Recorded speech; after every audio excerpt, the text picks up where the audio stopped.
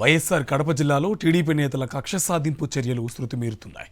CK Dinne మండలంలోని పలు గ్రామాలకు వెళ్లే రహదారికి అడ్డగోడ నిర్మిస్తుండడం టీడీపీ నేతల కక్ష సాధింపు చర్యలకు పరాకాష్ఠగా నిలుస్తుంది. సీకే దిన్నే మండలంలోని ఏఎల్ నగర్, నాగిరెడ్డిపల్లె, బుగ్గివారిపల్లె గ్రామాలకు వెళ్లే మార్గాన్ని మూసివేయడంపై భగ్గుమంటున్నారు ఆయా గ్రామాల వాసులు. ఆ మార్గాల్లో వైఎస్ఆర్సీపీ నేతల వెంచర్లే టార్గెట్గా రహదారికి అడ్డుగోడ నిర్మిస్తున్నారని వారు మండిపడుతున్నారు.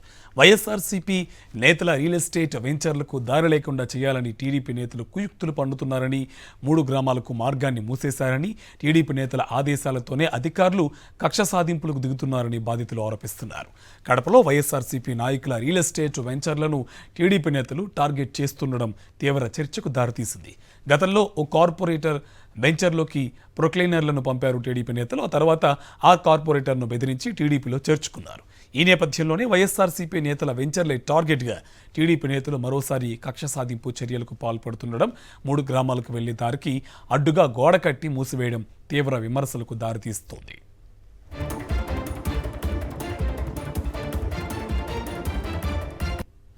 ఇదే అంశంకి సంబంధించి మరింత సమాచారం మా కరెస్పాండెంట్ శ్రీనివాస్ మనకి ఫోన్ లైన్లో డీటెయిల్స్ అందిస్తారు. శ్రీనివాస్, టీడీపీ నేతల కక్ష సాధింపుకు పరాకాష్ఠ చేరుతున్నాయి, అడ్డంగా గోడ కడుతున్న పరిస్థితి, పూర్తి సమాచారం ఏంటి? అన్ని అనుమతులు ఉన్నప్పటికీ కూడా వైఎస్ఆర్సీపీ వాళ్ళకి చెందినటువంటి వెంచర్ అనేటువంటి ఒకే ఒక కారణంతో పూర్తి స్థాయిలో కూడా ఏదైతే వెంచర్ మీద నుంచి వివిధ గ్రామాలకి 3 గ్రామాలకి ఆ రోడ్డు వెళ్తుంది.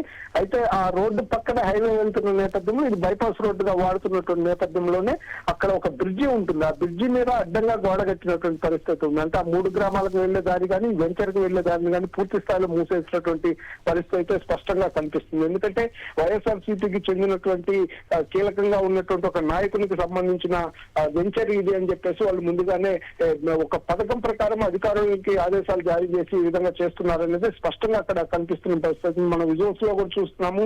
రాత్రి వేళ పోలీసుల పహారా పెట్టుకుని పూర్తి స్థాయిలో అక్కడ గోడను కట్టిస్తున్న పరిస్థితి. రోడ్డుకు అడ్డంగా గోడను కడుతున్నారు. ఒక బ్రిడ్జి ఉంది, అక్కడ బ్రిడ్జి దగ్గర ఆ గోడను కట్టి అటువైపు ఎవరు వెళ్ళటానికి వీలు లేకుండా, ఆ గ్రామాలకు కానీ ఆ వెంచర్ కి కానీ ఎవరు వెళ్ళటానికి వీలు లేకుండా చేసినటువంటి పరిస్థితి మనకు స్పష్టంగా కనిపిస్తుంది. వాస్తవంగా గమనించినట్లయితే వెంచర్ లో కొనుక్కున్న వాళ్ళు చాలా మంది లబ్ధిదారులు వాళ్ళు ఉంటారు. వాళ్ళు మరి వాళ్ళకి ఒక మార్గం, చట్ట ప్రకారం ఒక మార్గం ఉన్నప్పటికీ కూడా, ఒక దారి ఉన్నప్పటికీ ఆ దారిని మూసేసేటువంటి హక్కు ప్రభుత్వానికి ఎక్కడుంది అనేది ఇప్పుడు లేవనెత్తుతున్నటువంటి ప్రశ్న అయితే కనిపిస్తుంది. దానికి తోడు 3 గ్రామాలకి కూడా అదే వైపు నుంచి వెళ్లాల్సినటువంటి పరిస్థితి కూడా ఉన్న నేపథ్యంలో ఈ ఏదైతే కక్ష సాధింపు కారణంగానే ఈ విధంగా చేస్తున్నారు అనేది అయితే చేస్తున్నారు. అయితే మొత్తం మీద అయితే ఇంకొక కీలకమైన అంశం, ఆ వెంచర్ కి సంబంధించినటువంటి ఎవరైతే ఎండీ ఉన్నారో ఆ ఎండీని కూడా పోలీస్ స్టేషన్ కి తీసుకువెళ్లి ముందస్తు చర్యల్లో భాగంగా మిమ్మల్ని అదుపులోకి తీసుకున్నామని చెప్తున్నటువంటి పరిస్థితి కూడా స్పష్టంగా కనిపిస్తుంది. ఇదంతా చూసినట్లయితే పూర్తి స్థాయిలో ఆ టీడీపీ నేతల